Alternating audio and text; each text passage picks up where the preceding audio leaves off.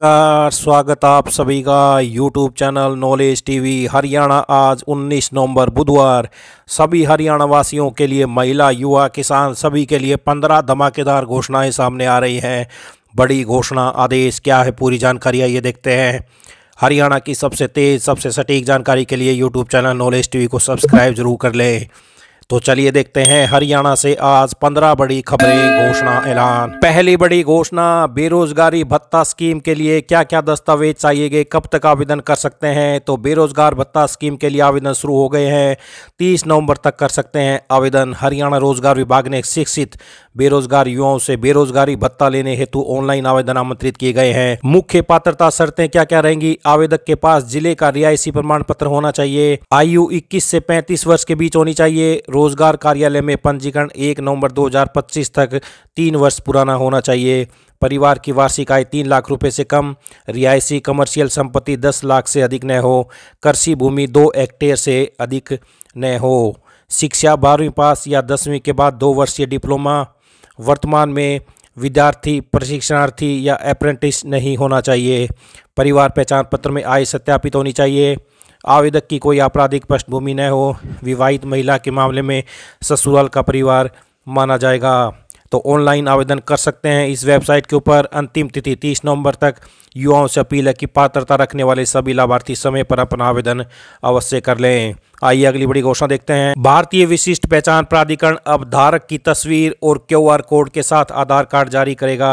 इसका मकसद लोगों के डाटा का दुरुपयोग रोकने और वर्तमान आधार कानून के उल्लंघन में ऑफलाइन सत्यापन को खत्म करना है। प्राधिकरण के CEO ने आधार के लिए नए ऐप पर हुए ऑनलाइन सम्मेलन में कहा, प्राधिकरण दिसंबर में नए नियम लाने पर विचार कर रहा है ताकि होटल इवेंट आयोजकों की ओर से ऑफलाइन सत्यापन को हतोत्साहित किया जा सके।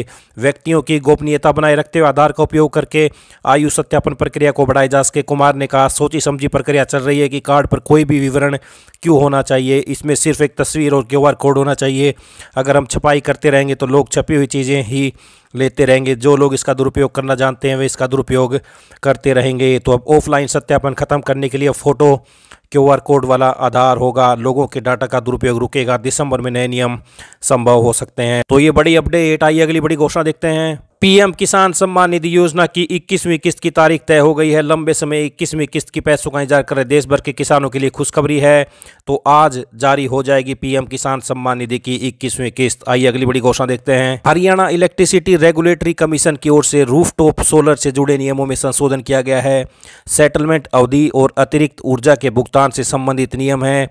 नई सेटलमेंट अवधि अब 1 अक्टूबर से 30 सितंबर तक रहेगी।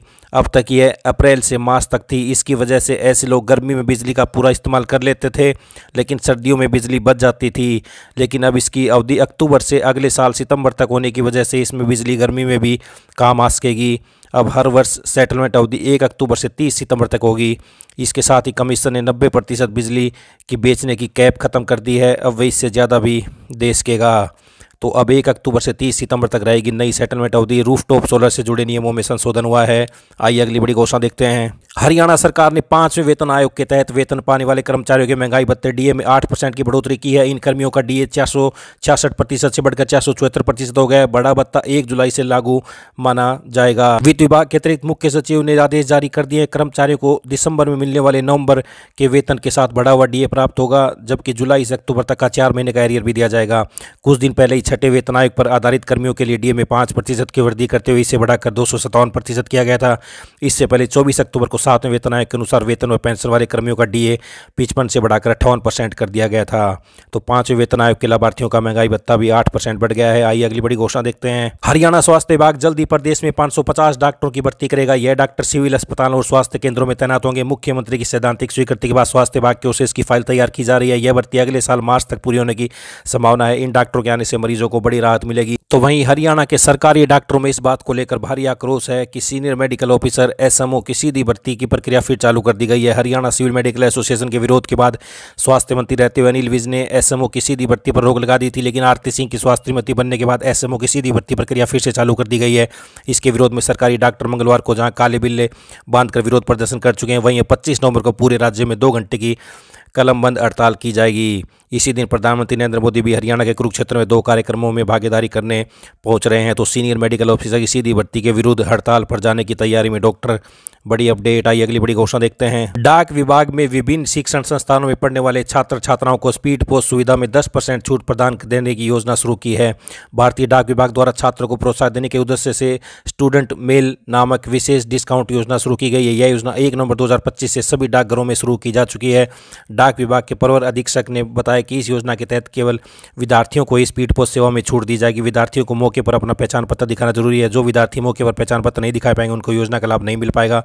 जिले भर में रोजाना 15 से 20 विद्यार्थी स्पीड पोस्ट करते हैं। वहीं सामान्य पोस्ट की बात की जाए तो करीब 500 हो जाती हैं। डाक विभाग से मिली जानकारी के अनुसार योजना का लाभ केवल रिटेल बुकिंग पर मिलेगा। तो ये बड़ी अपडेट। अब विद्यार्थियों को स्पीड पोस्ट पर 10% छूट देगा डाक विभाग। काउंटर पर विद्यार्थियों को छात्र पहचान पत्र दिखाना अनिवार्य होगा। यह सेवा बल्क और BNPL ग्राहकों पर मान्य नहीं होगी। योजना का लाभ लेने के लिए प्रेषक समय छात्र होना चाहिए। तो विद्यार्थियों को 10% डिस्काउंट मिलेगा। ये अगली बड़ी घोषणा देखते हैं। कॉलेज के विद्यार्थियों को अंक तालिका, मार्कशीट, प्रमाण पत्र व डिग्री जैसे शैक्षणिक दस्तावेजों के लिए विश्वविद्यालय के चक्कर नहीं लगाने पड़ेंगे। स्कूली विद्यार्थियों की तर्ज पर कॉलेज विद्यार्थियों की अपार ID बनाने के बाद अब प्रदेश के सभी विश्वविद्यालय की अंक तालिका राष्ट्रीय शैक्षणिक डिपोजिटरी NAD पर ऑनलाइन उपलब्ध होंगी। राज्य के करीब 16 अधिकृत विश्वविद्यालयों का अपार ID से जुड़ा डाटा NAD से जोड़ा जा रहा है, जिसके बाद जल्दी ये विद्यार्थी डिजी लॉकर की तर्ज पर अपनी अंक तालिका, प्रमाण पत्र, डिप्लोमा ऑनलाइन हासिल कर सकेंगे। अब तक विश्वविद्यालय अपनी वेबसाइट या डिजी लॉकर से ही ये सुविधाएं देते आ रहे थे, मगर सभी विश्वविद्यालयों का अपार ID के माध्यम से डाटा राष्ट्रीय शैक्षणिक डिपोजिटरी से जोड़ा जा रहा है। ऑनलाइन मिलेगी कॉलेज के छात्रों को डिग्री। 16 विश्वविद्यालय में अपार ID से जुड़े लाखों विद्यार्थी। स्कूली तर्ज पर कॉलेज में बनाई छात्रों की अपार ID आई। अगली बड़ी घोषणा देखते हैं। विदेश यात्रा या पहचान प्रमाण के तौर पर पासपोर्ट बेहद महत्वपूर्ण दस्तावेज है। इसे अधिक सुरक्षित और तकनीकी रूप से उन्नत बनाने के लिए सरकार तेजी से हाईटेक ई-पासपोर्ट की दिशा में बढ़ रही है। ये पासपोर्ट अत्याधुनिक सुरक्षा फीचर से लैस होंगे, जिसमें एनक्रिप्टेड रूप में बायोमेट्रिक डाटा रहता है। ई-पासपोर्ट से इमिग्रेशन काउंटरों पर सत्यापन में लगने वाले समय में भी कमी आएगी। पुराने पासपोर्ट एक्सपायर होने तक वैध रहेंगे। नवीनीकरण कराने पर मिलेगा ई-पासपोर्ट। जून 2035 तक ई-पासपोर्ट योजना पूरी तरह लागू करने की है सरकार की योजना। ई-अधिगम योजना के तहत विद्यार्थियों को दिए गए टैबलेट में बंद की गई इंटरनेट सुविधा जल्दी दोबारा शुरू होने जा रही है। विभाग ने निर्णय लिया कि अब टैबलेट उपयोगकर्ताओं को प्रतिदिन के बजाय मासिक 30 GB डाटा उपलब्ध कराया जाएगा। नई व्यवस्था लागू होने के बाद प्रदेश भर के करीब 5.5 लाख के करीब विद्यार्थी फिर से टैबलेट का उपयोग कर सकेंगे। शिक्षा विभाग जल्द इसके लिए टेंडर प्रक्रिया शुरू करने की तैयारी कर रहा है। पिछले शैक्षणिक सत्र की शुरुआत में विभाग ने टैबलेट पर मिलने वाला 2 GB प्रतिदिन का डाटा बंद कर दिया था। इससे विद्यार्थियों को समय रिचार्ज कराकर टैबलेट चलाना पड़ रहा था। आर्थिक रूप से कमजोर परिवारों को हर महीने 400 से 500 रुपये तक का अतिरिक्त बोझ पड़ रहा था। अध्यापकों के अनुसार डिजिटल सामग्री डाउनलोड न कर पाने से विद्यार्थी असाइनमेंट, वीडियो लेक्चर और प्रश्न पत्रों का अभ्यास नहीं कर पा रहे थे। तो ये बड़ी अपडेट, अब हर महीने 30 GB डाटा मिलेगा विद्यार्थियों को। आइए अगली बड़ी घोषणा देखते हैं। पंचायती राज विभाग में ऑनलाइन ट्रांसफर पॉलिसी की प्रक्रिया शुरू करने के साथ ही यह तय कर दिया कि किस कैडर अधिकारी कर्मचारी अधिकतम कितने समय तक एक जगह रह सकेगा। निर्माण कार्य से जुड़े अफसरों का सबसे कम 3 वर्ष अधिकतम समय रखा है। इनमें SAE, XCN, SDE व JE एक जगह 3 वर्ष से ज़्यादा समय नहीं रहेंगे। अकाउंटेंट भी 3 वर्ष से अधिक एक जगह नहीं रहेगा। Superintendent, field account clerk, assistant clerk, driver, stenotypist, social education and panchayat officer, patwari, assistant head office, clerk head office, deputy superintendent, field draftsman, head draftsman व सीनियर स्केल स्टेनोग्राफ फील्ड अधिकतम 5 साल एक जगह रह सकेंगे। सबसे अधिक 7 वर्ष का समय ग्राम सचिव को मिला है। वैसे उन्हें यह विकल्प दिया कि वह 1 साल के बाद ट्रांसफर ड्राइव में शामिल हो सकेंगे। अधिकतम अवधि के बाद यदि ड्राइव में शामिल नहीं हुए तो कहीं भी ट्रांसफ़र किया जा सकेगा। तो ये बड़ी अपडेट। सभी विभागों में एक ही दिन 5 फरवरी को होंगे transfer. Model online transfer policy अन्य विभागों में भी लागू हो गई है। श्रम विभाग, हायर एजुकेशन डिपार्टमेंट समेत सभी विभागों ने शेड्यूल जारी कर दिया है। खास यह है कि सभी विभागों का शेड्यूल एक जैसा है। ऐसे में सभी विभागों की ट्रांसफ़र की तारीख 5 फरवरी तय की गई है, यानी विभागों में इसी दिन सभी के ट्रांसफ़र होंगे। हालांकि किसी विशेष परिस्थिति में ट्रांसफ़र प्रशासनिक सचिव की सिफारिश पर CM के अनुमोदन पर ही होगी। तो 1 साल के बाद ट्रांसफ़र ड्राइव में शामिल हो सकेंगे अधिकारी और कर्मचारी।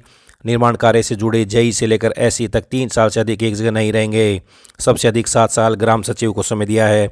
आइए अगली बड़ी घोषणा देखते हैं। UHBVN कर्मियों को बोनस का भुगतान करने का आदेश। उत्तर हरियाणा बिजली वितरण निगम ने वित्त वर्ष 2024-25 के लिए पात्र कर्मचारियों को बोनस के भुगतान के लिए आदेश जारी कर दिए हैं। निगम के वित्त सलाहकार की 28 अक्टूबर 2025 को दी गई स्वीकृति के बाद मुख्य लेखाधिकारी कार्यालय ने सभी अभियंताओं, लेखाधिकारियों और संबंधित शाखाओं को आवश्यक दिशा निर्देश जारी किए हैं। जिन कर्मचारियों का मासिक वेतन अधिकतम 21,000 रुपये तक है वे बोनस के पात्र होंगे। उन्हें वास्तविक वेतन या अधिकतम 7,000 रुपये तक की राशि पर 8.33% की दर से बोनस दिया जाएगा। यह भुगतान बोनस अधिनियम 1965 तथा उसके बाद किए गए सभी संशोधनों के अनुसार किया जाएगा। तो ये बड़ी अपडेट आई। अगली बड़ी घोषणा देखते हैं। हरियाणा के राजकीय महाविद्यालयों में प्राचार्यों की तर्ज पर सहायक प्राध्यापकों के स्थानांतरण की प्रक्रिया भी शुरू हो गई है। 1 साल पूरा कर चुके सहायक प्राध्यापक ऑनलाइन स्थानांतरण प्रक्रिया में शामिल हो सकते हैं। उच्चतर शिक्षा विभाग द्वारा जारी शेड्यूल के अनुसार 2 दिसंबर तक आवेदन किए जा सकेंगे।